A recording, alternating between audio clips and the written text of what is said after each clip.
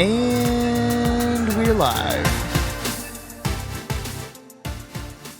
What is up, everybody? How we doing? How we feeling? Welcome to another episode of the FinalVibe Podcast. My name is Kevin Reap, and alongside me is my co-host, Andrew White. Andrew, are you ready for another episode of the FinalVibe Podcast? I sure am. Kevin, welcome back to the studio.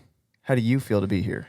I feel pretty good. I'm also excited about 25 episodes because that's a fourth of a way to 100. 25 is a strong number. It means that we're here. I'm pumped about it. It means we've been consistent. Yeah, you know very what I mean? consistent. Anybody can launch a podcast and put out 2 episodes. How many weeks have we missed in the last 25 weeks? Approximately 0. 0 weeks missed. Which feels good. It does feel good.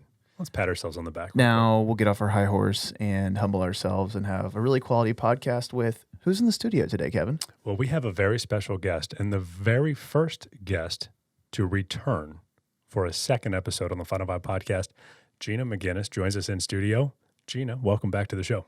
Thank you. Can we I'm happy to be cue here. an air horn or something Yeah, cue up an air to signify Gina's repeat appearance? Return, yeah. Sweet. I'll do that. Put that in the notes, Andrew, producer man. I love it. Gina, let's jump into the podcast. You are the first person to be on here twice, and we knew that was going to be the case from the beginning because the whole point of you coming on the first time was to sort of show the journey of one of your big goals, and this episode won't only be that, but give everyone listening who may not have heard episode, oh shoot, I don't even know what it was. What was it, 4 or 5? We're going to find out. We're going to very find out. We're shortly. going to look it up. It's going to be totally awesome. But for anyone listening for the first time, give us a recap of your first episode as you see it. Yes, recap. So I had just started my new job. You It had? was very monumental. I had just moved into a new place, monumental, and had recently started with Ivory Fitness as my health accountability, Heck yeah. and had just started losing fat, which was great to kind of hash out and talk about to those who don't know what that formula looks like. And it's, I think, serendipitous that this is episode 25, and I am 25% to my fat loss goal. Oh, that is crazy, actually. That's awesome. We couldn't have So- planned that any better. No. Yes. And so be specific because your goal was, it was big. It was meaningful. It wasn't like, I want to do this tiny thing. It was going to be a big achievement. So be specific. What was your goal? Yes, 100 pounds of fat loss. Boom. And actually, I really respect that you, when you say it, you say fat loss. You don't say weight loss. And I know we talked about that a little bit in the first episode. Tell us why you say it like that. Yes, because that is specifically the amount of fat that I want to lose. For sure. And when people say weight loss, losing 100 pounds of weight, period, is good. But what we really want to see go is the stuff that we don't want, which is the body fat. And I know that you resonate with this because we work together. But have you guys ever seen those tabloids that are like, I lost 147 pounds on ultra keto or something like that? Oh, yeah. You ever just walk in by the cash register at Hy-Vee while you're stealing something and you see the tabloid? Yeah. Yes. Gina, have we done any kind of ultra keto diet yet? No. No, we haven't. So yeah, that's a good recap of the first episode. It was a lot about fitness goals. It was a lot about how you were achieving those fitness goals. I'm sure we'll talk a little bit about that too. And then you also chimed in with a lot of positive thoughts about legacy and how to live a meaningful life. And many, many people gave us wonderful feedback on your episode saying it was encouraging to listen to, that it was a ray of sunshine in a really kind of dark time. Obviously, we're still in the heat of COVID. So you were a positive influence on people. So thanks for being a part of the FinalVibe legacy from the beginning. That's neat to hear. That feels good, right? So tell us this. Give us an update on your job because, like you said, when we first did the episode, that was the beginning of this new season for you. And I think you said you had your old job for like 7 years. Is that right? That's right. So tell us what the transition has been like and all of the things you have learned, because I know that it's been very transitional for you and I see that you've leveled up. So talk to us about that. Yeah, that's a great word. The transition at times has been wonderful where I can't wait to dive in and learn. And then there's that part of me that has self-doubt. And I think, can you do this? This new thing, not knowing exactly what you're doing, that is so different for what you did for 7 years. And last week I had this first moment where I was absolutely so thankful to be doing the work that I'm doing and to really know that it's work that's been given to me. And so there's a little bit of extra care, but also that it aligns so well with who I've been created as Gina. Just working with people, helping them, coaching them. New loan officers is the group that I work with. And so it's actually been a pretty great transition overall. But definitely, as you start anything new, you're in this new flower pot and you're adjusting to your new environment and what you're doing. And so it can definitely be bumpy at some points, just with your own thinking of self-doubt and things like that. Totally. And you say bumpy. I know a little bit what you're talking about because we work together on the fitness level.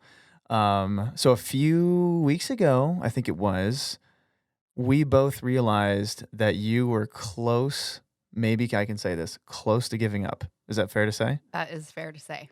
What was that like? And how did we get there? Because actually, before you talk, I think this is really rich because when people say they have big goals and you document the process and everything feels peachy all the time, when people listen back for their own motivation and they haven't had that super peachy process, it's going to feel discouraging.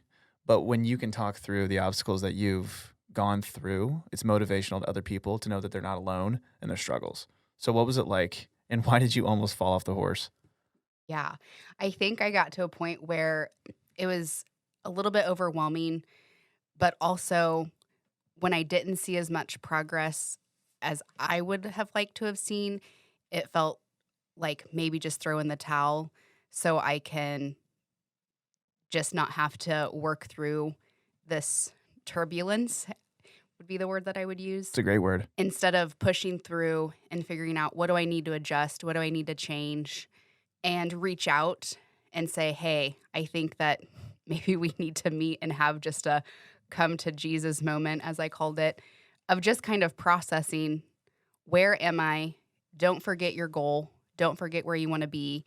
And something that you had said is, nobody likes a bad story. That's right.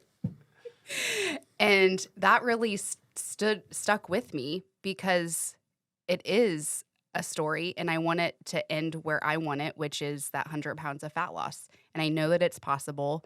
And I saw the reward at the very beginning, but it's easy at the beginning. And that was when I was on the first time. It was that initial excitement and nothing's going to hold me back. But then life happens and I had just started the new job. I had just moved into my new place. So a lot of transition going on. And I had to study for an exam that I did not pass the first time. Which probably rocked your world a little bit, right? Yes. Because you don't seem like the person to fail exams. Correct. So what was that like? Was that a big shot to your ego? Was it stressful? What was the main source of stress in that situation? Yeah, it was definitely a failure point in life that I had not experienced before. My dad even said to me, he said, well, what's the problem? And in that moment, I had to step back and think, what is the problem? And so by a lot of grace and mercy, obviously I put in a lot of time to restudy for this exam, and I did pass, which was amazing. But it was earth-shattering, I would say. I mean, that was for sure a point where I was completely self-doubting. What have I done? I am in this new industry, this new job, and now I can't pass the exam. And so everything else felt like I just wanted to give up on everything else. Yeah. And that's interesting because it segues really well into sort of a zoomed out point that I want to make. Because I don't want to make this all about fitness, but I think there are so many good lessons to pull from fitness. So, Kevin, I'd love you to chime in here. What do you guys think about this idea or this reality of sort of being a human being, that in the beginning of a new thing, it's always easiest? And how many times, and we can even talk about specific scenarios in life, when people set out toward a goal and it goes really well for a while, and then how many people fall off? I feel like that happens all the time. And why do you guys think that is? I would say fear of the unknown. And I think whenever you're trying to accomplish goals and trying to do things in your life that you've never done before, challenge yourself in ways you've never done, at the beginning, it is exciting because you do you can get overwhelmed with the positives that come from it. But then eventually, like you said, life comes back. And then you have to, that second push to get through that starts opening doors that you didn't see before. And life is different than it was before. Maybe it is better, but it's also different. And that's just scary, I think, for humans. So this is something I've been thinking about myself, certain aspects of my life that I want to change. Why do I struggle to do it? And I think some of it is that the going back to bad habits, as bad as they can be, it's comfortable. You know what life is like when you do those.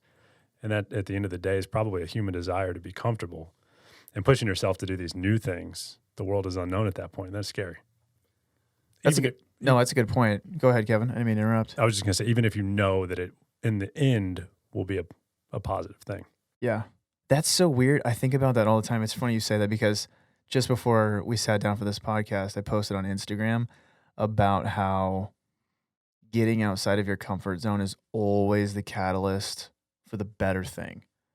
Every time. And yet nobody wants to be uncomfy.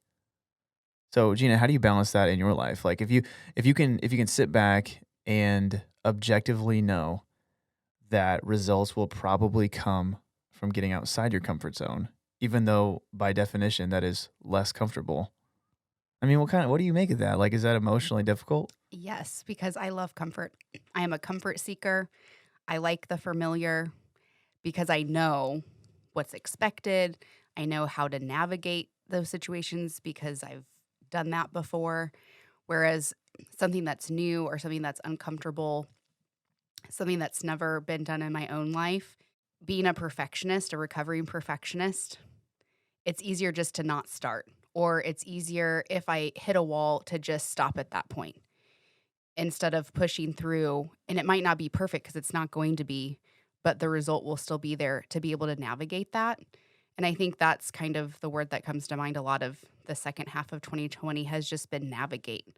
Because, right, seasons change, the weather. So I was doing a lot of walking in the summer, and it has been more difficult as the sun has gone down and figuring out how do I get those steps and making sure that that is still a goal that I'm achieving and being able to navigate that. So I think that's the section that I'm in now for the next 25% of my goal of being able to navigate that it's not summer anymore. Yeah, and that's tough.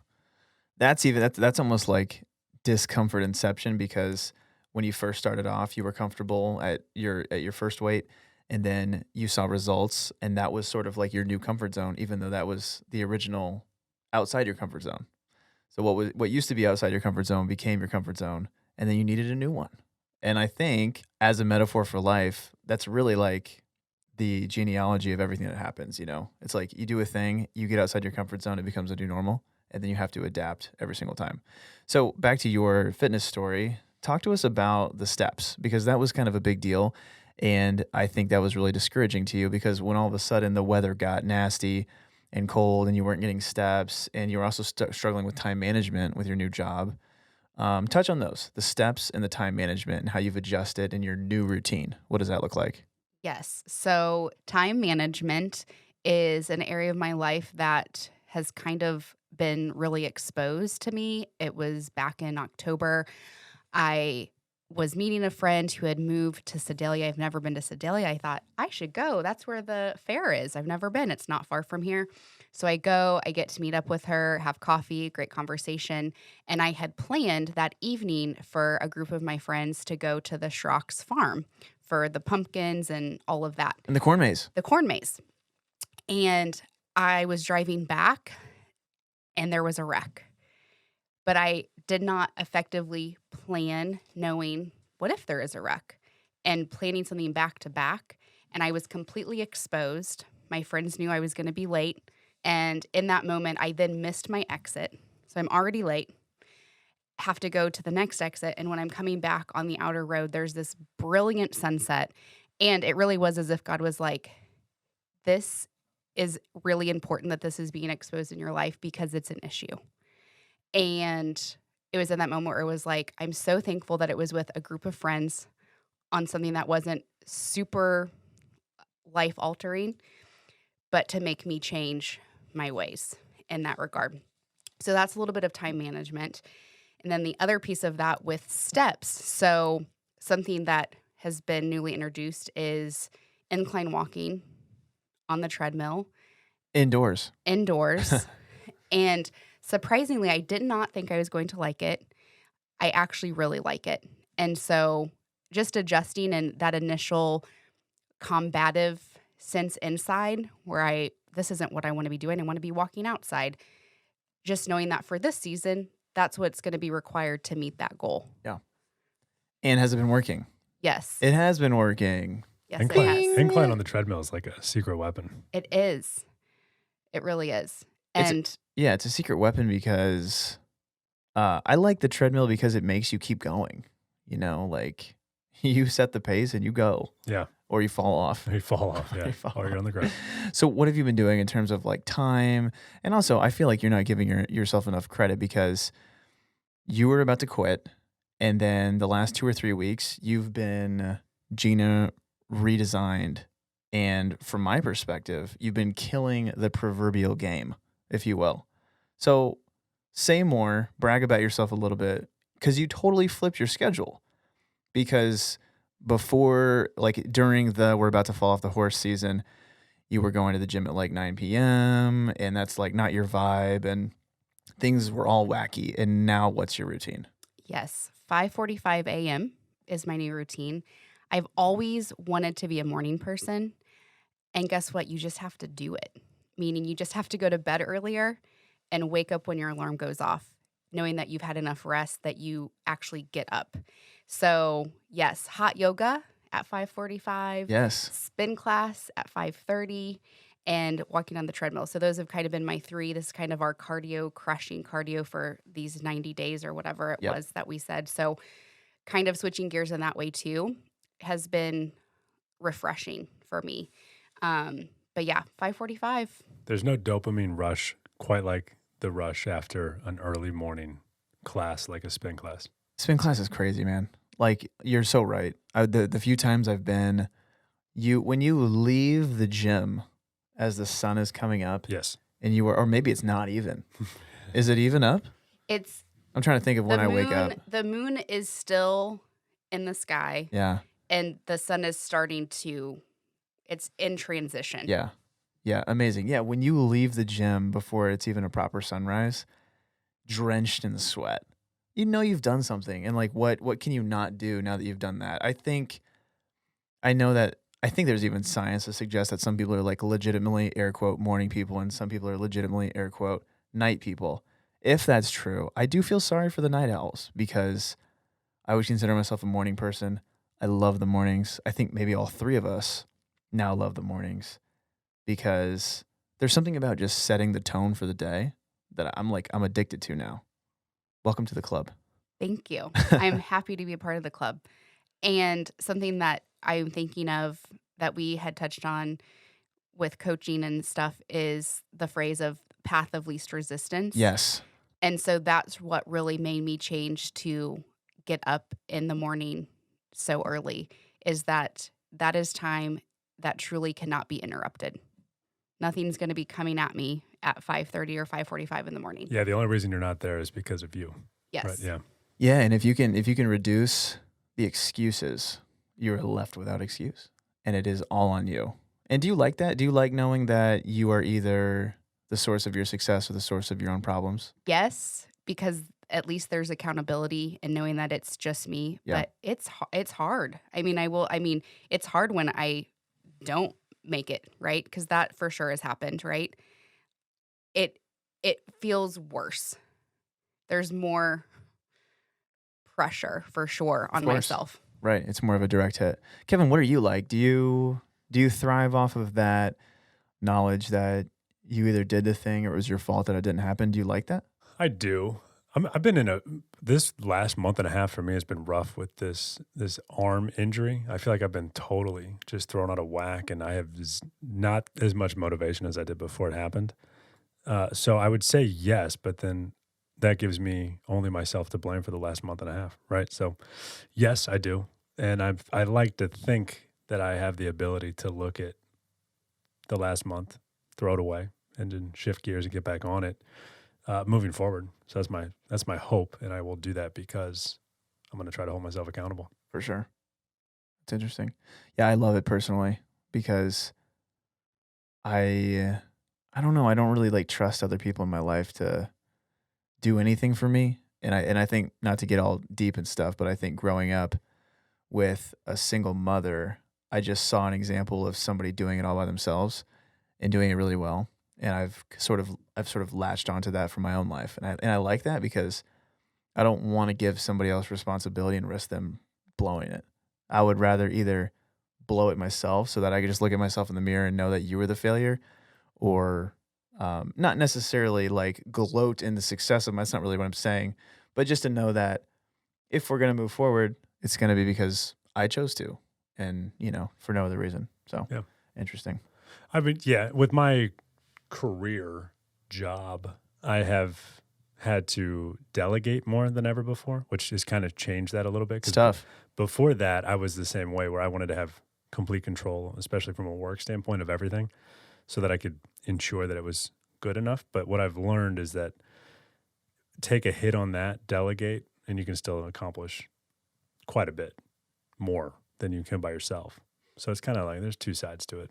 Yeah, for sure. And I think, honestly, a manager who tries to do it all himself is a bad manager. And I think we all know that. So I'm not trying to glorify my position here.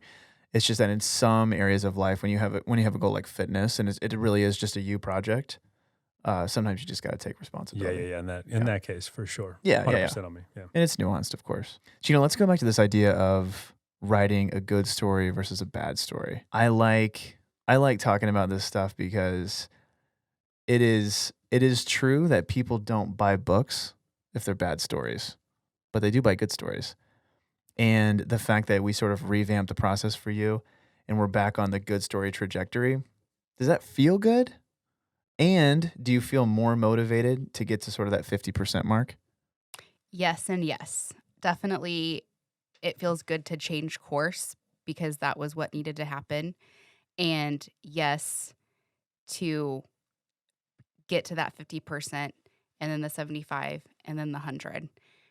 And to break it up in those chunks is very manageable. And the analogy that you had used when we met for that rearranged conversation, get back on the horse conversation, you said it's like stopping at 10 campsites along the way. You're not going to just go all the way to the final campsite. You have to stop and take a break, camp out for the night, and do it in chunks that way. And I think I oftentimes can be an all or nothing perspective. And so when I hit that block, it felt like, well, might as well just be nothing. So, and it was very scary the first time coming on the podcast to share my goal, because now it's out there. You went public, as Kevin and I like to say. And yeah. I think we discussed that, didn't we? We did. I think I brought it up and you were like, oh yeah, we did a podcast. I can't give up now. Yes. Yes. Awesome. Yeah. I mean, just those little markers along the way. And then knowing that I had hit that 25% on Saturday and then coming this week. Anyway, it's just all coming together, and it's definitely those reminders to keep going.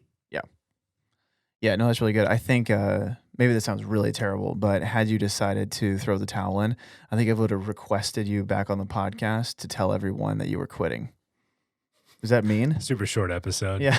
Gina's here. She's got some news. With our first repeat guest, Gina McGinnis, is renouncing her journey. We'll remove that from the iTunes store. Oh, gosh. But no, I think something that is really helpful in achieving a goal is support, and having other people encourage you along the way. And so having people reach out to me and continue to support has been huge for me. It has for sure given me wind in my sails to keep going. That is so true. That's a really good way to put it, wind in your sails. I feel like, tell me if you relate to this, but you and I have been sort of branching out, Kevin, on the YouTube side of things, and we're trying to put ourselves out there more with social media. And even with this podcast sometimes, just before we went live, we were saying how sometimes random people will say, hey, you really like the podcast? Or someone will tell your wife or my wife. or even Gina, you were saying people have said, I listened to your podcast and it was encouraging. And it sometimes feels like no one's listening. But whenever you get that little bit of motivation from people, it's like a renewed fire. Have you felt that at all? 100%. Feels good. It does feel good. I think about that those mornings where I don't want to get out of bed or when I don't want to do something. It's like, I mean, this is, we've gone public. This is what we're going to do. This is the life we want. We're doing live. it. Yeah, and I think it's cool to hear your story, Gina. And I think this is what we want FinalVibe to be, eventually a movement where people are going public. You don't have to do anything with us. You just have to put it out there, whatever you're trying to accomplish, let the world know.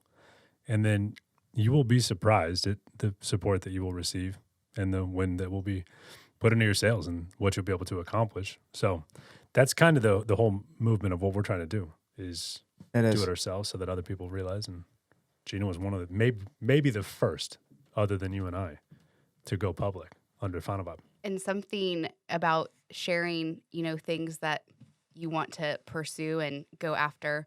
The entrepreneurial spirit has bit me a little bit. Oh, do tell. And I've been creating, and I have a website that is being built for life coaching. Amazing. Awesome. Let's go. So it's called Recharge Life Coaching. Love that. And my goal is by May 2021 to have my first client. Someone who wants to externally process things that are happening in their life. Maybe they're in a transition, and just having somebody there who will listen and then be able to give them resources to have that come alive in their life. That's amazing.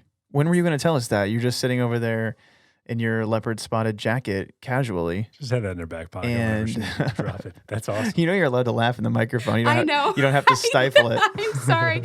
I prayed before this of if there was a moment to bring that in, I was going to. And that felt very timely, talking about sharing and, that pushes you further. So yeah, I think I probably would have flicked you in the forehead had we gotten off the episode and then found out that you had done a cool thing. Walking out the door, you're like, oh yeah, guess what I'm doing? Yeah, by the way, I'm launching a new business. No big deal. That's awesome. That's amazing. That fits you so well too.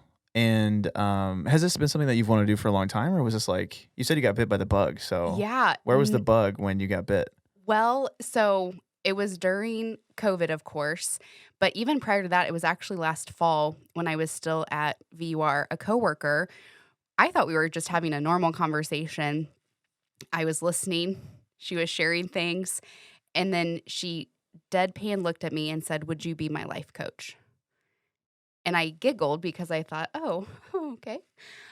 And I couldn't stop thinking about it. And then COVID gave me a chance to really explore that.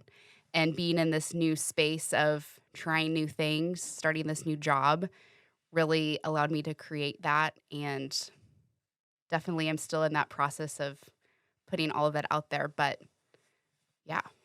That's so awesome. let's dream big. This is an interview now. Okay. So I love that you have a time specific goal. You said May? Mm-hmm. May 2021, first client. First of all, that's so doable. Yes. I mean, you could not that you shouldn't not that you should change your goal, but like I'm very confident that, with your electric personality and your skills that you'll be able to make that happen. So good for you. What's the ideal situation? Like, paint me a picture of what this would all look like. Yes. So virtual option, of course, with COVID, which is great because So timely. People are needing and wanting to go through stuff that's occurring in their life during this, quote, unprecedented time, which it is. And somebody that really just needs an objective that's not a part of the situation person to lay out some things. So maybe they do want to go through some time management stuff. As a coach, you only have to be 1 or 2 steps ahead of the person. And so as I'm going through this time management stuff, I'm going to be 1 or 2 steps ahead of a person who is where I was a few months ago, to be able to use what I've gone through or what I've learned and giving that to that person so that they can then hopefully avoid some of that stuff, or we can chat and create what that situation looks like where they are able to have a really tight schedule where they're not feeling overwhelmed. So those are some initial thoughts. No, that's really good. On the topic of time management, I think time management is such a funny thing to struggle with First of all, because I do, and Kevin could probably laugh because I was really bad with time management in college. Don't you guys always joke that Yes. I would just put things back to back, even if they were like 20 minutes, like across town? Yeah. Andrew he didn't account for travel time, regardless of where it was. If one event was in Jeff City and the other was in Columbia, and one ended at 2 and the other started at 2, no problem. Doesn't matter. Yeah, no problem. See it too. Yeah, see you guys at 2:00. Yeah, my thing in Jeff City's over at 2. I'll be there. So I come to this conversation as a recovering time management failure. But so I feel like I can say this because it does not come from a spirit of judgment, but it's such a dumb problem because there are only 24 hours in the day. Obviously, adversity happens, things come up, but in general, that's not really the root of the issue. So, Gina, why do people stink at time management, and what are the practical steps to making that right? Yes. So, one, I like to refer to it as time optimism. Oh, yeah. Optimism or like optimization? Time optimism, as in you think you can get Oh, from you're Jeff City. Oh, yeah, you're optimistic get about to your Jeff City abilities. to Columbia. Okay, yeah, I understand. Back to back. But I think the cure is time optimization, maybe. That could be. I'm just coming to this. Wow, we just nailed it. So time management in that way of how you're saying it kind of is silly, right? Everybody has the same amount of time in the day, but everybody has different priorities. And so that's what it comes down to, helping people sift through and figure out what are priorities. And a lot of that is external processing, right? Having somebody there who's objective to be able to say and ask the second question. I'm a huge fan of the second question. So the first question might be, what are your priorities? And they say, well, this, and this. Well, then I have a second question of, well, of those 3, what are your top 2? Right? So you're helping them weed out those things so then they can have a focus to say, these are actually the top 2 priorities in life. And that's what I'm doing. And then help them navigate the conversation that maybe they need to have with this third priority that's no longer a priority because maybe they don't know how to have that conversation. They don't know how to say no. This is all from my own experience. Sure, yeah. So that would be, I think, to answer your question. No, that's a good answer. I think too, tell me if you agree, sometimes the people who are most affected by a poor management of time are the people who think they can just do too much, or they want to be able to do too much, or they're actually very generous people that want to be able to give their time in a lot of different ways. And so it stems from this good desire that's just hopelessly unrealistic. Do you feel like that's true? 100%.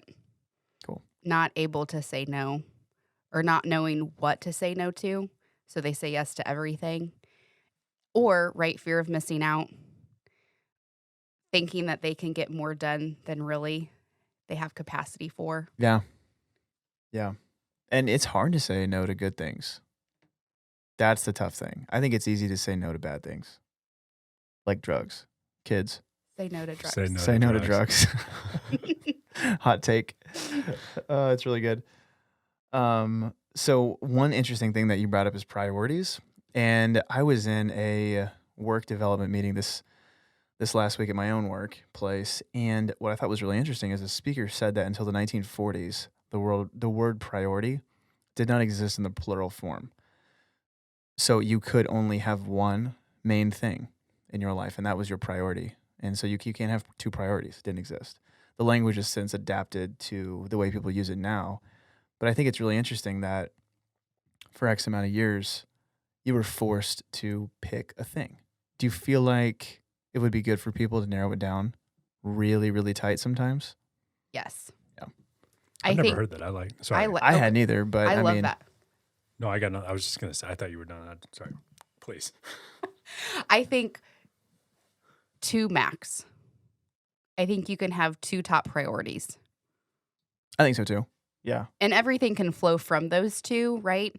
That are like subcategories, but everything funnels in to those 2. Yeah. One thing that really convicts me is, and I'm like hyper aware of this now that I went public, saying that I hate when people are late to meetings, because I now have to show up to every meeting on time. Every single one. Yeah. We did that a few episodes ago on a solo episode when we were talking about how to FinalVibe in the workplace. And this week and since then at work, there have been like 2 times where I was like 2 or 3 minutes late to a meeting. I was kicking myself because I felt like a hypocrite. But in terms of like meetings and time, I get convicted when it's like I'm putting this other thing off for this thing, right? And it's a priority mix up, but you don't realize it's a priority mix up in the moment, you know? So like, for example, if I'm supposed to go to the gym at 5:00, but I, goof around on YouTube until 5:10, what I basically communicated to myself is that my entertainment was more important than my fitness goal. Now, if you had given me a quiz and asked me to take a questionnaire, I would never have checked that box, but that's what my behavior indicated. And that's kind of sneaky. You know what I mean? It's like your behavior actually is what communicates your priorities, not what you think your priorities are in your head. It's kind of sneaky. It is. I don't know if you resonate with That's that at all, time. Jeannie. Big time. I think I just called you Jeannie. It's my To be aunt's clear, name. your name's Gina. Gina. Jeannie. Yeah. Let's pivot a little bit and talk more about legacy. Since you were last on the podcast, have you thought more about it? Has it been more of a thing on the forefront of your mind? Yes, it has been top of mind. I think moving into an actual neighborhood versus living in an apartment has given me more depth to that. So I actually have neighbors that I can see and interact with. And so for me, that has been a driving force for legacy.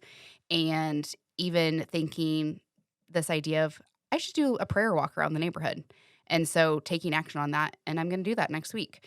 And because I care about the people that I live next to, because I can see them and I interact with them. And I think that's a huge part of legacy. And health for sure goes into that. I think that has definitely been top of mind. Family, of course, how to have rich relationships with other people and being authentic and vulnerable within those for sure is a part of legacy. And what is going to last beyond myself. And that can be right now that I'm building that and creating that with the conversations I have, with any of my interactions, and having enough forethought to think, okay, what is it that I really want to be known for or remembered by? So yeah, definitely top of mind. Boom. Legacy. That's Relationships. Awesome. That's what we like to hear. How come relationships come up so often? Because we've been doing this podcast for like 25 episodes now, and nobody's given a dumb answer. It's true. No, I'm legitimately wondering, like, why are human relationships so important to people? I think when you ask the legacy question, it forces anyone to take a step back and think about everything from a higher perspective. And when you do that, you realize that really what matters more than a lot of the silly things that we worry about is those relationships. So I think that's why.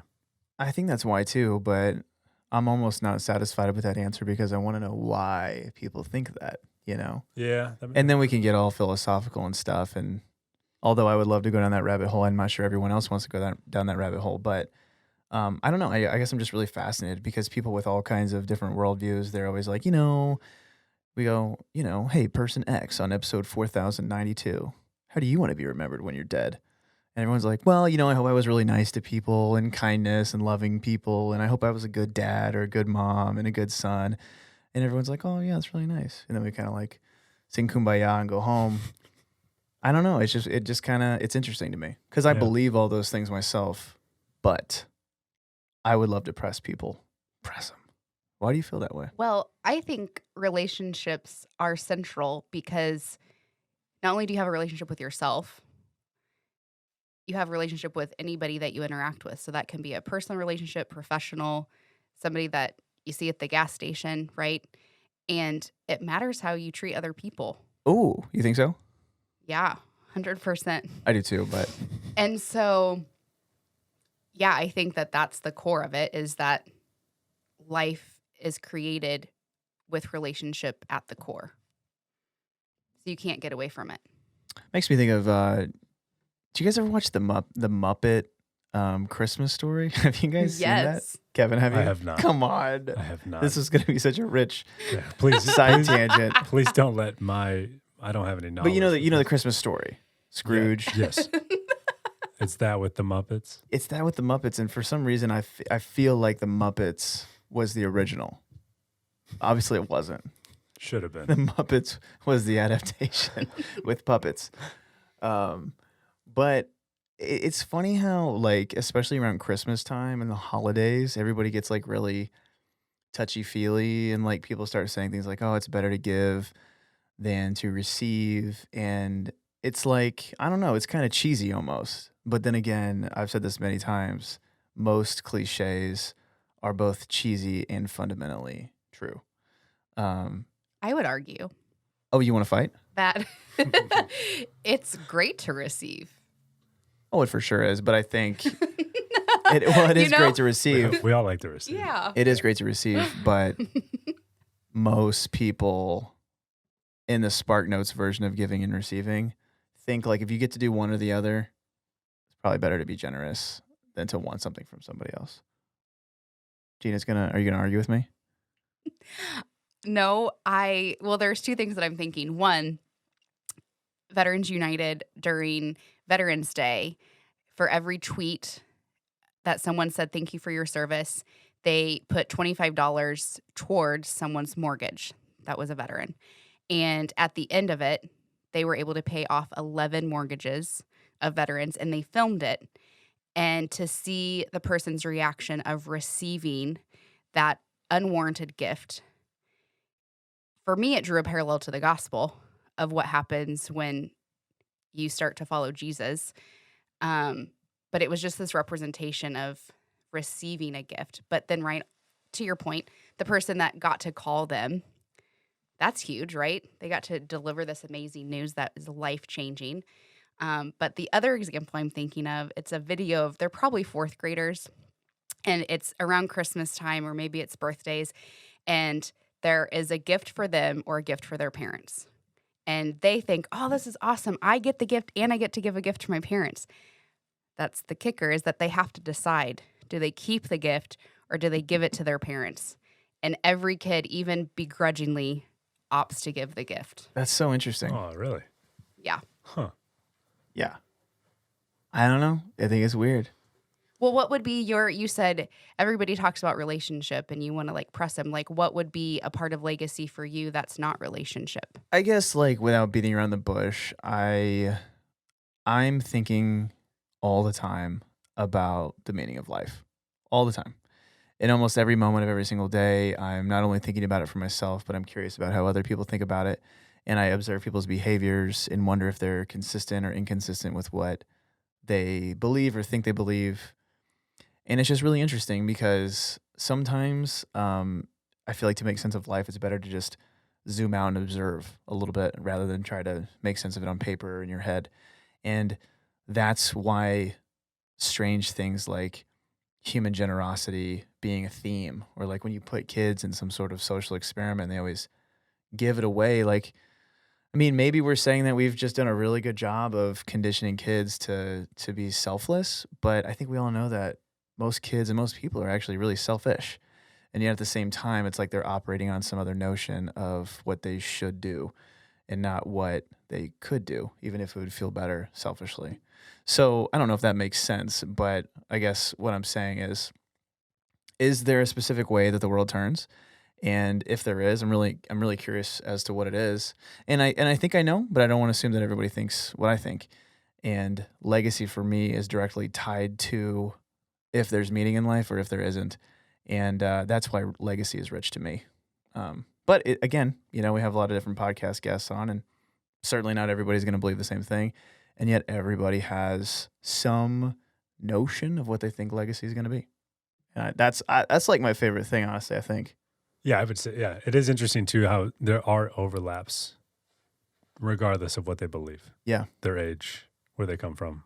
It does seem that there are some consistencies. I wish we could, honestly, it would actually be really cool if we get someone on here and just like gave a bunch of like air quote bad answers, Like, "Hey, Pete, how do you want to be remembered?" And he's just like, I don't care. Hustler.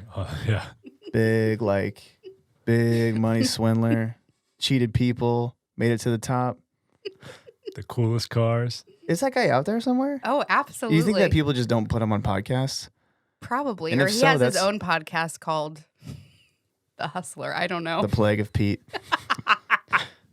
The Plague of Pete. We might be in the wrong state for those people. We're in Missouri, I think everybody here. We'd have to go to California. We could find plenty of Pete's. That's a really good point. Cool. Hey, guys, thanks for entertaining my rabbit hole. California. Yeah, thanks for entertaining my rabbit hole. It's been a good chat. Kevin, where do we go from here? So many places. We've been recording for 45 minutes. Really just getting started. We're almost to the halfway point. Nice. Just kidding. I think I'm still thinking about the meaning of life, right? Because when you open that question, how do you even answer that? Really, right? And literally the only thing that's coming to mind is everything is fleeting under the sun.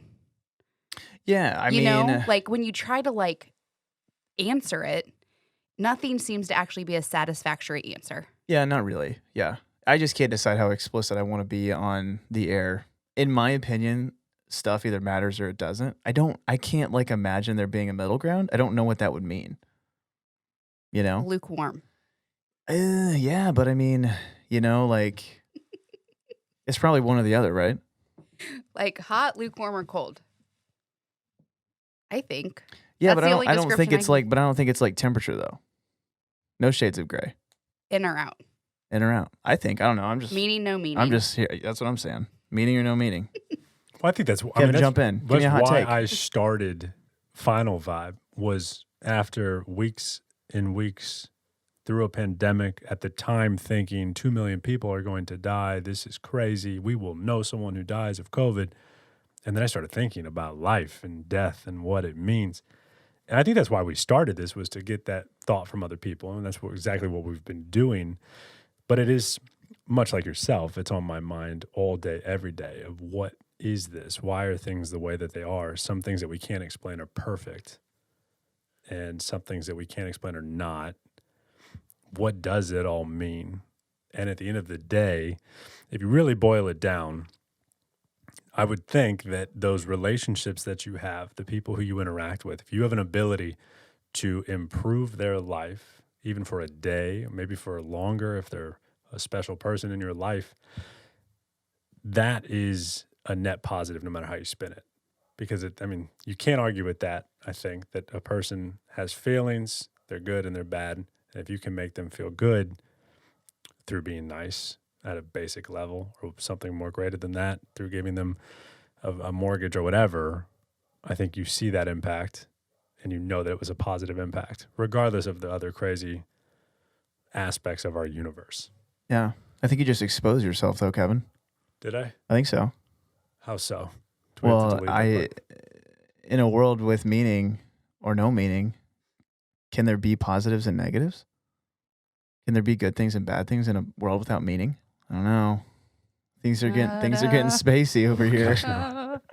No, I get what you mean though, and that's why I think, if anything, if people listen to this podcast, I love legacy and that's what it's all about. And we started it because we were just forced to think about death a little bit more, and it was more on our radars. It was more possible than it ever felt like it was, even though it's always, a car accident away, something crazy, some health medical issue away. Yep. We don't live life thinking like that because we're cocky, and never has life been more comfortable, and have humans been more assured of a longer life outside of some extreme tragic scenario.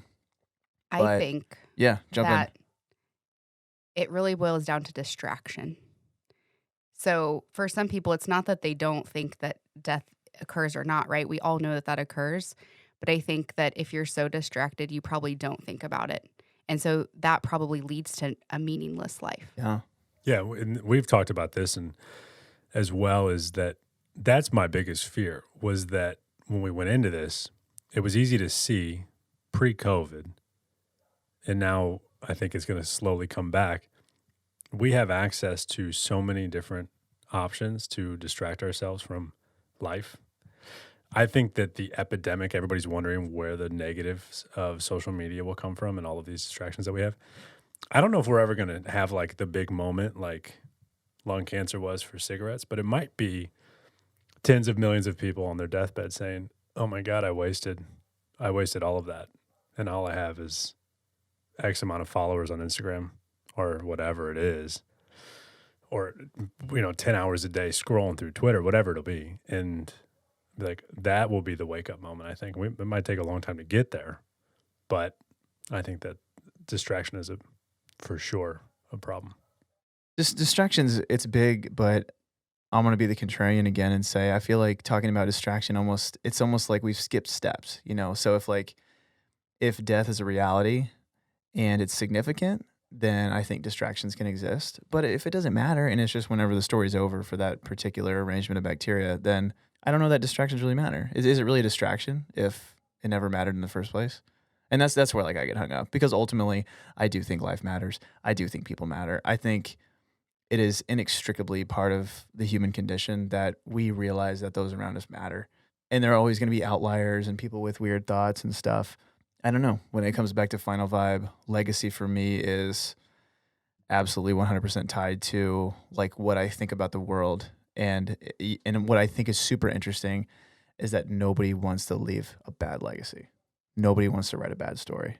I don't know if it's because people are selfish and they want to promote themselves, which is weird if nothing matters, because it didn't matter.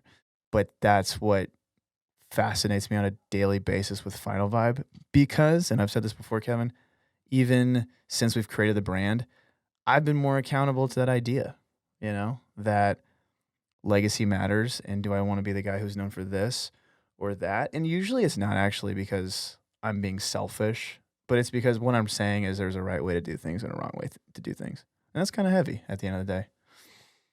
Boom, bomb dropped, grenade exploding. I just finished this book that I was reading with a small group through work called The Mental Models, and it takes you through different ways of thinking. And one of them that really resonated with me is called inversion, which we've probably all done at some point. We just didn't know the formal name for it, but you start at the end where you want to be and work your way back of what those steps are to get to that point. And so when I think of death, which is the ultimate final, right? What do I want going backward, right? To at my deathbed being able to say, this was an amazing life and I led it in this way and this is the legacy. So working backwards to be able to say, I lived a FinalVibe life. No, I love that. I mean, I'm so in. When you make it that simple, it sounds so obvious. All you can do is write your story in reverse. And I think, too, what's interesting is we all realize that we have control over some things and not others. So it's not that you are the ultimate AI robot and you get to do whatever you want in this life. It's just not true. If I want to be an astronaut, probably not in the cards. But I can try to be an astronaut. And if something else happens along the way, I can pivot and become something else. And that's just one small, meaningless example. But yeah, write your story in reverse. What else can you really do? Okay. Well, dang. That was a fun conversation.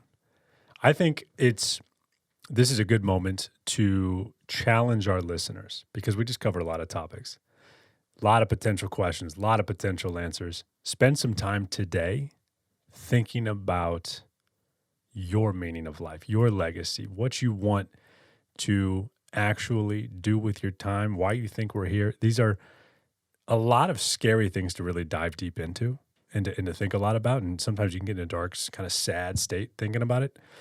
But I think it's important to do occasionally, because it can align yourself and your mind with what you actually want to be doing. And I think an exciting and a brutally honest way to do that would be to not to think too hard about it at first. Write down what you think you want your legacy to be, and then analyze it and think about why you want that to be true. Because then you've sort of exposed your desire before thinking about the genesis of it. You can only work backwards to find the meaning of what you really believe. And you might be disturbed by what you believe, or maybe you'll be encouraged. Yeah. Call to action. I love a good call to action. That's definitely a part of my legacy. Got to do it. I think it's a good thing to do. Also, we're big on journaling. Yeah. I think we're all journalers. Mm-hmm. Not a shameless plug, but we do have some interesting FinalVibe products coming out. Journaling. So that'll be exciting. But maybe on a simpler note, I think honestly more people would do well to just capture more of their thoughts. You might not never look back at them. I think that's okay. If you can just write them down in the moment, they're always there for you if you want to come back to them. So love that. Journaling. Kevin, what if we transition into the more lighthearted part of the podcast? Yeah, we just got super heavy. Everyone's feeling uncomfy and weird in their car. Ooh. wherever you're watching, wherever you're listening, the gym, cleaning your house. You feel weird. Right now, they're definitely feeling weird. Everyone feels weird. Let's make lighten it it up a comfy. little bit. I love the word comfy so much. Comfy, not a real word. Not a real word. Abbreviated word. I just want to make sure that we don't do any repeat questions from the first time, but I think I know what we talked about. We definitely badgered you about protein. We talked about Hollywood crushes a little bit, and I think we actually touched on a lot. Did we touch on Chick-fil-A too? Oh, yeah. Yeah, we did. Okay, well we then we're gonna have to go back to the drawing board on the questions. For sure, but I think there's a good one here, and it's basically you've been challenged to karaoke with your friends. What song are you going for? Such a good question. I'm going to go Spice Girls. Okay, which song? You can't just pick an artist unless you plan on Wannabe. being there all night. Wannabe. Wannabe, yeah. Yeah, that's a good answer. I think it's for 94. Fourth grade is, karaoke. That came out in 1994. I think it was 94. Wow. 96, somewhere in there. For sure. No, that's a good one. Spice Girls for the win. Kevin, do you have a karaoke feature?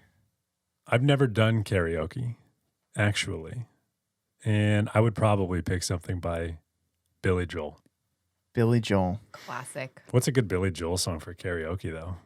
Isn't just Piano Man? Piano Man? Isn't that the only but one? that seems, is there a better? That's like, I don't think I know any others. all right. Well, he's got, Piano Man, I What would guess. you That do? seems- Andrew? I think I'm definitely going Whitney Houston for sure. Wow. I want to dance with somebody or what? Maybe, or I Will Always Love You. Okay. Because it has that, famous hook that nobody can hit. I'm going for it. I'm feeling confident. Yep, do it. Going after it. I'm not going to do it on the podcast. Oh, I thought you meant right now. No, Please. not right now. All right. Higher Love, a Whitney good one. Houston, boom. And it doesn't hurt that one of my favorite DJs of all time, Kygo, remixed it in tropical house fashion. All right, So- I'm going to have to look that up. Yeah, That maybe sounds it's my awesome. maybe it's my gym bop. I don't know. Maybe that's me in the squat rack. The gym pop. That was actually going to be my next question. Oh, Gina, go for it. When you have 3 minutes left of the workout and you're trying to power through, what is the song? I actually don't listen to music. Really? I am Wow, you and Brad Newkirk. I- No kidding. partly because I have an iPhone 6 that doesn't work very well. Oh, Gina, so you will. you're supposed to be getting a new phone, and you know Dang that. it, I know. It's on my list. It's on Gina my has list. been notoriously procrastinating updating her Dinosaur 2.0 phone for months. And This is embarrassing, but yes. it is embarrassing. And I'm exposing you publicly. It'll be a very Make it happen. It'll be an exciting day when you upgrade, Yes, it will really be. I am actually really looking forward to it. especially if you can't listen to music right now. I know. Wow, It's, it'll change your life. I'm shaking my head in disapproval at you. It's one of those things where it's like kind of funny, but it's also kind of not funny because you know that a new phone would enhance your life in some ways. yes. It would. I know. It would. I know. Probably quite a few. If you're listening right now, go badger Gina on her social media account about getting a new phone. Remind her that it will enhance her life for the better. Gina, if you could be an inanimate object, what would you be? A pencil. Really? Defend yourself. Because it is the one tool in life that has the most profound ability to change someone else's. Wow. Wow, way too heavy for a legacy podcast. We'll cut that for sure. Okay, maybe a Rubik's Cube, okay? Totally kidding. Gina, if you could be a superhero, what would you be? Actually, I want to two-part this. First part is if you could be a current superhero that really exists, who would it be? And if you could write your own superhero story, what would your name be? And what would your iconic item be? Okay, so first question. I really like options. Can you give me a top 3 or 4 that I could pick from? Sure, yeah. Sounds like you're really into superheroes. So I'm going to toss Like Wonder Woman? Or is that what you're... Yeah. I mean, she's definitely a superhero. She's so going to be she the first counts. option I was going to give. Okay. Or Batman, Aquaman, Flash. I can keep going. Okay. What do you want? I You want- mean, I you think want I'll- Spider-Man? We're not doing that. No. Yeah, no, I it's- mean, I think I'll go with Wonder Woman because that's the first that popped in my head. Yeah, first Because, female. yeah, first female. But she's Wonder Woman. I don't know. She can do it all, I think. I don't really know No, what that's her fair enough. qualities are. Yeah. Yeah. What about I've not seen the new Wonder Woman movies. really? Yeah, I haven't gotten around to it yet. Wow, they were good. Should I liked do it. that. Okay. It was cool. What's her name? Gal. Gal Gadot. I think it's Gal Gadot. Is how you say it, Gal Gadot. Okay. or it's either Gal Gadot. Could be. I'm fairly currently certain. watching Marvel movies in order, chronological. So I've seen Captain America and then just saw Captain Marvel. So I'm getting in more of the know of. Wow. Why is Captain America so jacked? What's up with that? Because he's got to protect the entire Protein? America. Yeah. Definitely protein. Definitely protein. Here's a fun question, Gina. Are there any jacked superheroes out there who are consuming low protein diets? No. For sure not. For sure not. So what would you be if you could write your own superhero story? Who are you? Lois Lane. Is she a superhero? I don't know. No, but you're inventing one. Okay. Something like that, like low key, but under the radar, really awesome. And just helps people. I don't know. Like, is like the secret agent, you know? Yeah. But nobody knows that she's the secret agent and is sending people out on their mission. What about with Recharge? You get a cape or some form of uniform, and then you combine the two. What if you called yourself Recharger? That's kind of a cool name. love it. That's actually pretty great. That's pretty sweet. Battery is the logo. Yeah, totally. Yeah. Or like maybe like a lightning bolt because it's like electricity. Yeah. Feels a little cooler than a battery. It's true. I don't want to steal your thunder. Lightning bolt's taken. The battery's cool. You're right. Yeah. Flash took the lightning bolt. Yeah. Oh, no, that's really good stuff. Are you a fan of Gossip Girl? Yes, I've Okay, seen so- all of it. Okay, so who's your favorite character and who's your least favorite character? I got to go with Dan. It's probably my favorite. Are you serious right now? Dan Humphrey? Yeah. Oh my gosh. Okay. Talk to me. Well, his chance of getting with Sabrina is 0. Who's Sabrina? She's the main character. Oh, I thought that was Serena. Oh, Serena. Oh my gosh. You're done. You're done. Game over. Cut that out. No. No, that for sure stays. I mean, Serena. Oh, gosh. I need to take my vitamin D, help my brain out. That was awesome. Who's Sabrina? Serena. The teenage witch. I was going to say Yeah. Teenage Witch, the, Oh my the mashup gosh. episode. I really have seen it from start to finish all in one go. That was embarrassing. That's okay. My least favorite, now I'm going to butcher all of the names, No, I'm here for you. is probably Chuck. Yeah, Chuck's hard to like. When did you watch all of these? So I have not seen all of them. Okay. But my wife is a fan. Okay. And she would admit that she is strangely addicted to Gossip Girl. All right.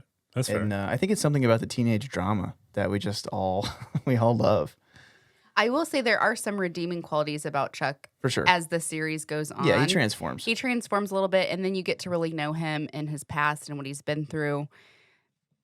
So, but overall, definitely not a fan. Yeah. Thoughts on Blair? Blair, also not super likable. However, her story makes a little bit more sense of why she is the way she is. But don't love her. Man, every behavior makes sense in its own context. Mm-hmm. That's so deep. Gina, what are we watching on Netflix right now? Right now, well, I just finished binge watching Married at First Sight and Love is Blind. Oh, wow. Wait, Love is Blind. Is that It the is wall? Nick Lachey and his wife, and they Oh. go. You can't see each other, and you go into like your own little room with a partition, basically. Oh, yeah. Okay. I've seen this. Yes. And then at some point, they both agree that they want to take things further, aka get engaged. So cringy. And so then they have these partitions that like are removed so they can see each other, and then at the altar, decide if they actually want to get married. Like go through the whole ceremony. Yeah. And the response for some is, "I do not." Yeah. Okay. Can you really blame him? Right. It's true. But Yeah. some couples make it. Yeah, no, I've seen it. Did you have any particularly adored couples? Were you rooting for anybody in your heart? And did you find anybody was particularly annoying? Yeah. I would say, of course, I'm like terrible at names tonight. The gal that was older, that Yeah, what was was her with name? the younger guy. Yeah. And Mark was the guy. Mark, Shoot, I can't remember her name either. And Kevin, watch more TV. You're sitting I 7 can't- feet away from the microphone right now. okay. I'm trying not to breathe in. I'm totally kidding. But she ended up not. And I was kind of upset with her because she wasn't really in it. And then she was like, okay, I'm going to give it a fair shot. And it's like, you should have just ended it before. Yeah. You know? Yeah, I feel you. I think what we learned from that show is maybe that's not the best way to go about romantic relationships. Might not be. Similar to Married at First Sight. Yeah. That's so funny. Yeah, I think there's a reason that it qualifies as entertainment television. Same reason I watched The Bachelorette and The Bachelor. I'm actually watching this season. I Yeah. haven't watched for a couple years since, Oh, gosh, yeah. it's probably, anyway, a long time. And Tayshia, is Yes, now Tayshia on. Adams?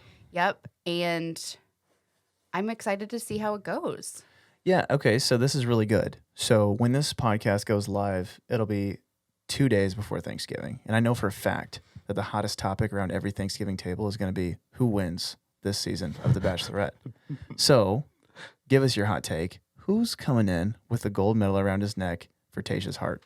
I think at this point it's Brendan. That's what I think. I totally agree. All right, wait. So it's how many are left? 16, Okay. I think. Oh gosh, no. About half. Okay. I was gonna say give me their names and I'll pick just based on their names. But Well, there's a there's Kenny. 16, I was so- going to say, let's give him some front runners. Yeah, there's Kenny. I don't know how much of a match that is, but he's been in a lot of time. He's gotten a lot of time on the show. Yeah, we call him Pretty Boy Kenny in my watch party. Yeah. Pretty Boy Yes, Kenny. He's a yes. boy band manager Okay. from LA, I believe. Boy band. He's got manager. a neck tattoo and he rocks it. Wow. Love the neck tat. Okay. He also has a very, very slight but mysterious mustache that I know he's doing on purpose. If you have a neck tattoo and people still call you pretty boy, then that's a unique. I call him Pretty Boy combo. Kenny. I mean, he's a pretty boy, don't you think? He is, yes, he's very, I think, attractive. Some other Oh. top contenders are Chasen, who there's always somebody on the show that brings drama. That's who it is this season. But she is giving him a shot again. Yeah, maybe. I don't think he's a top He's contender. not a top contender. I'm but sleeping on Chasen. His name is Chasen. Chasen? He's chasing the drama. CH. Chasen? Oh, he sure is chasing the drama. I've never heard that name. I think Brendan's going to pull it out in the end. Some other front runners, Kevin, so that you can pick extremely arbitrarily, would be Ben, military Ben. Good looking guy. And he's got some strong legs. Did you see him put Ed Yeah. to shame? yes, oh my gosh, that was amazing. Yeah. Yeah, that's why you lift your legs 3 times a week, people. So that when you get your chance on the Bachelorette to show them off, you're prepared. And what's the girl's name? Tayshia. And Tayshia was impressed. Tayshia loved it. Okay. But Tayshia's a little afraid of Ben. All right. She says, "You're nothing but trouble." Ooh. The flirtatious energy was insane. Interesting. it was I popping don't out know of the why TV. I'm leaning towards Ben as my pick, and I guess I love Ben. I think he's a really solid pick. All right. I think we could throw Ivan in the mix. Oh, yeah. She's totally vibing with Ivan. Sorry about that. No poet. I gotta go moment Ben. intended. Are there more than 5 couples from this show that's been running since the beginning of time? Are there more than 5 couples that are still together? In a married sense, or like we just like associate as like an item thing? Married. You want married people? I don't know that 5. I don't think I can name 5. What well, season maybe. is this? Do they put a season number on this show anymore? Yeah, they do. I don't know what it is. I don't either. And the only couple that I actually know are JoJo and Jordan, but they're not married. Yeah, they're not married. I know that Carly and Evan, they're married. They met on Bachelor in Paradise. Kevin, Beach Bachelor. I think that there's Super more. dramatic. I think there's more outcomes on Bachelor or in Paradise. Yeah, imagine that you put like 10 or 20 of the opposite sex, and there's like more chance for compatibility than just one. It's weird how that works. That is weird. Yeah. Yeah. No, you know, what's funny and one of my favorite things about the show is when people always say to the producers, "I'm here to trust this process." I don't think the process is worth trusting, to be honest. Or the producers. Oh, but that's been good. Yeah. Is the host the same? Yeah, and I think you're going to take his job someday. I've thought that for a few years. I don't know if I've ever told you. I've never seen the show. How can I take his job? He's just the right guy. All right. Chris, what's his name? Chris Harrison. You just Chris have Harrison. mega Chris Harrison vibes. All right. No, you really I can do. so see Didn't that. Chris do something weird? I think he had like a shady episode, but I try to keep out of it, you know. Sure. Okay. I thought he did something behind the scenes that wasn't good. Oh, I mean, there are rumors that, yeah, All right. there are rumors that he interacts inappropriately with some of the women on the show. We don't know if that's true, so we're not going to slander Chris's name publicly. Well, I mean, hopefully, I'm sure he's a great guy. If he gets kicked off the show, then I can step right up. Kevin's going to slide right in. Yeah. They're going to be open interviews. You'll be popping over to LA in a red jet. Absolutely. Red for love. Sounded like John Tesh. Feels good. I really wanted to bring that in, so I'm really thankful you did it on your own. So sound like him. It's amazing. I love it. I'll take John Tesh every day. Yeah. Intelligence for life. Yeah, Kevin holds the podcast down. You know, if Kevin's not here, this is all a big sham. That's not true. It's true. It's true. No, that's really good, Gina. Thank you for the hot takes on The Bachelorette. I watched The Queen's Gambit. That's all I want to say. I don't want to talk about. I watch the TV. I don't watch a lot of TV shows. Yeah. If I finish a show, I like to think that means it's good. I finished The Queen's Gambit. Yeah. And enjoyed it thoroughly. I think we're going to try to host a chess tournament at Mizzou now because, I don't know, everybody's pumped about chess. Can I play or do I have to be in college? I think we're going to limit it to students. It's a bummer. Okay. Yeah, that Can changes. you I'll let tell us know. about it? Because I have not heard of that. Where The is show? it? Where is it airing? What's it about? The Queen's It's on Gambit television. is on Netflix. I believe it is 7 or 8 episodes long. Each is about an hour, and it is about a young girl who is a chess prodigy, and she grows up, and you follow her journey as she is one of the best chess players in the world. That's amazing, and I'm absolutely watching that. It was so cool. So cool. I loved it. I'll say this. My wife and I tried to give it a shot. I got about 47 seconds in, and I lost interest. So it's safe to say that I didn't give it a chance. Also, friends of mine have been raving about it because they say that visually it's stunning. Is that true, Kevin? Yeah, I would say so. I don't think. I mean, it's a lot of chessboards. It's a nice show to watch, and it's also similar to Ted Lasso at a time when the world is more dark than normal. It's a bright, happy. Not all the time, but it'll make you feel good. As a guest on Final Vibe, I do have a question. Yes. I run this podcast. You will not ask me questions. I'm Totally kidding.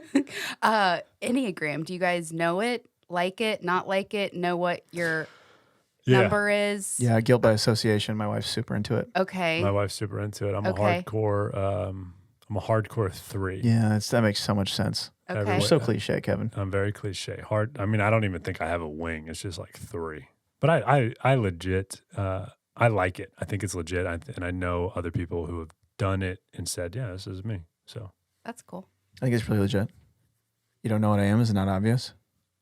Well, Peg me. I don't know. I think I only know this because of a mutual friend that we have, Oh, Julie Geyer. oh yeah, Mrs. Geyser. Yeah. What did she say I was? 5? Yeah, that's right. Do you have a wing? 6?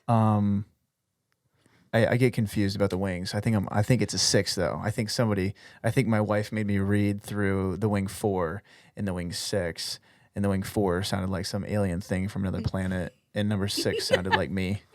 So I think that makes me a 5-wing 6. What I also think is funny is they tell me, the Enneagram folk, they tell me that you can go places in growth or in stress. Sounds a little fishy, a little skeptical, but apparently I become a tyrannical 8 in growth. So when I'm flexing, feeling good in life, I'm just really mean, apparently. Interesting. No, that's not true. The 8 is the challenger, which makes sense, and leadership qualities for sure in the 8, and don't mind taking like the front leading role. Yeah, wasn't Hitler an 8? I'm not sure, but I maybe. heard that. So I've Maybe. had a negative connotation toward 8 since then. Actually, hold on. Pause the phone. Kevin, your wife's an 8. I think she is. That's what I was going to say. I'm not sure. I But don't she's even know. great. She's great. Yeah, she's not anything like She's Hitler not at all. tyrannical. No. What is 3? They have names. I Yes, forget. the 3 is the performer or achievement-oriented, success-oriented, and in health, you grow to a 6, which is the loyalist. So having like a succinct group of friends a lot, like you like to have people close by as a 6. And when you are showing not healthy levels, you go to a 9, which is like withdrawing. You want everything to be at peace, and you kind of avoid like you're not engaging. Whoa, crazy. Does that feel Spot on. accurate? Do you feel Yeah. identified, Kevin? I feel identified. That's Yeah, you're definitely a cheater. I feel like 3s are the easiest to spot, and 1s because they're just too opinionated. 1s are the very disciplined, Yeah, they the reformer. Yeah, the reformer. calendars and lists, and then they're checking stuff off. Yeah. Yeah. Just in case my wife's listening, that was not a dig at you. I think 1s are funny. She's a 1. Okay. Yeah. They like their rules. Rules are meant to be broken. Sounds like you're a healthy 8 Does that sound right? in growth. Gina, what's your Enneagram? Talk to us. Well, Tell us how you flourish and found her. yes. As you described it, the alien, Enneagram 4. You're 4? No way. Yeah. 4 wing 3. I didn't mean that 4s were aliens. I meant like I meant to me, it was not relatable is what I meant. Yes.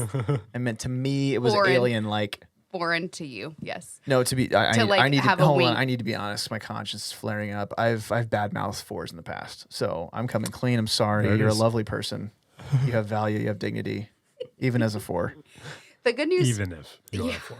The good news for me is that I have a heavy wing 3, so it really balances out. Because if you're just a core 4, they do the individualist, so they can be a little bit more sappy.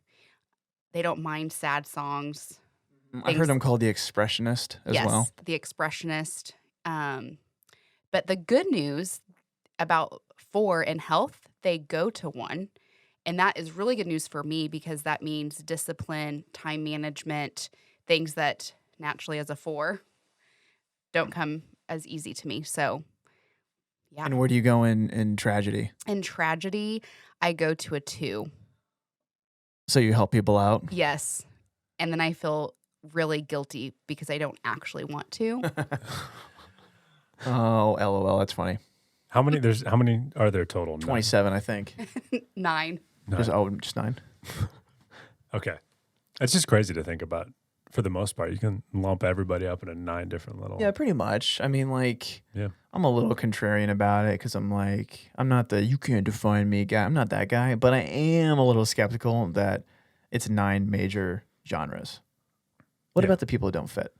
There's got to be some people that don't fit. Is it like Misfit Island, like on Yeah, the they're in a secret society. Secret Society on one of those Hawaiian islands, or the Claymation Rudolph special? Yeah. Yes. CBS, ABC, whichever one it is. The Misfits. What are they? Are they 10s? Those are the Enneagram 10s. Enneagram 10s. Yep. Sticking with it. That's hilarious. That is pretty funny. What do you think the Grinch was? That's a good question. The Grinch. What Enneagram would he be? I need to see the list. He might be a 3, right? He's driven. He's just driven to do bad things. But I don't know. He feels pretty detached from society. You think he's just a super unhealthy 9? He could be an unhealthy 9. Yeah. I'm going to have to actually go think about this. Or a really trolly 7. on your 30. Well, that was my initial gut was 7. Yeah, he's just a clown. And the well, I love 7s for sure. Actually, Julie is a 7 and I love her. But Yeah. there, like they're spontaneous. They're like the enthusiast. They're the enthusiasts, like they're spontaneous. But I wouldn't say Grinchy necessarily. Well, no, I mean the Grinch is the negative portrayal of any of these. So if we're suggesting that your number is the Grinch, don't be offended. Be offended by something else. It's 2020. You got lots of options. There's other options out there. Pick something else. Okay, this has been a really good chat, Gina. If you were to put out a specific kind of cookie for Santa on Christmas Eve, what would it be? Or would it be another treat, another savory treat, another sugary treat? What would it be? I love this question. First thing that popped in my head was Chex Mix Okay. that you like make with like the Oh, different yeah, spice, you make it And with yourself. love. Yeah. Yeah, that's what I would do. That's really great. Yeah. Yeah. Kevin, what about you? That's a good answer. I would leave, I'd probably leave like a high noon, the vodka soda. Yeah, bless up. Just That's kind of hook him sweet. up. Because, I mean, yeah, it's a tough gig that he's got. Right. And, maybe you can even hook him up with like an Uber gift card. so Yeah, that so you could- we don't have to risk any sort of intoxicated sled driving. Sure. Yeah. But it would have to be an Uber sled. Yeah, that's what I Right? mean, though. Yeah, okay. Just some guy on call, Ready to go. multitasker, wears lots of hats, cars, vans, planes, automobiles, sleighs. What would you leave out? I would probably, just to be sensitive to any potential food intolerances, I'd probably go plant-based protein shake Oh, I bet he would love that. with banana pancakes, maple syrup. Okay, that is pretty. Yeah, that's good. Sure. Santa's first protein shake. Hopefully, that's Yeah, his for first sure. stop for the day. Yeah, and a cup of coffee. Oh, wow. Black. Yeah, first Yeah, stop, black and nothing in it. first, second, and then he's stopping at my house. That's exactly right. FinalVibe blend, Camacho coffee, shameless go. plug to end the episode. Kevin, do what you do best. Give us an outro. Send these people into their weeks, into their lives, thinking a little bit more about legacy. Does life matter? Do people matter? We don't know. We think we know. Give us an outro. We think we know. Gina, thank you so much for joining us this evening for episode 25. We hope to have you back a third time. Where can we find you? Where can our listeners find you? Yeah, absolutely. On Insta, Gina Nicole Marie, and rechargelifecoaching@gmail.com. Very cool. Website coming Boom. soon. Yep. Website coming soon for Recharge Life Coaching. Thank you again for joining us. And here we go. Don't forget, folks, if you are looking to change your life and focus more on your own legacy, a FinalVibe membership provides you with immediate access to a community of people doing just that, as well as other exclusive content. Today's episode was produced by co-host Andrew White. If you liked what you heard, please subscribe to future episodes and tell one of your friends about us. We appreciate all the support that we've received so far, and we hope to see you online. FinalVibe is on Facebook, Twitter, and Instagram @FinalVibe, and you can see our website, apparel, shop, coffee, blog, and so much more at finalvibe.com. Enjoy the rest of your week, and we'll see you back here next Tuesday for another episode of the FinalVibe Podcast. Thank you so much for listening. Thank you, everybody. Have a phenomenal week.